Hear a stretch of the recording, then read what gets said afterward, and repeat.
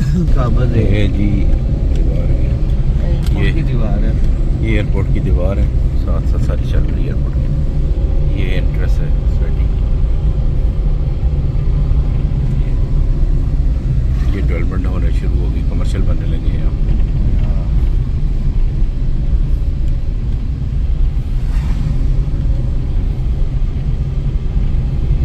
सारा एरिया ये सारा, ये हम जिस वक्त ये आगे हैं इस पे, ये सियालकोट वाली जो रोड है इसके ऊपर ये रोड है, एयरपोर्ट और वो एयरपोर्ट के बिल्कुल चौक में आ गए। बड़ी अच्छी है पूरी की पूरी सोसाइटी में, जिस तरह कहेंगे हम काम कर सकते हैं। ये चौक आ गया, ये एयरपोर्ट का इंटरेस्ट है, और ये चौक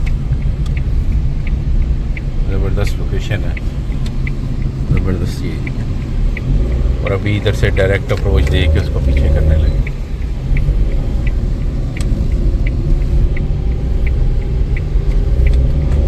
ये हमारा फेस हो गया अब दोबारा सियालकोट शहर। अल्लाह हाफ़िज़।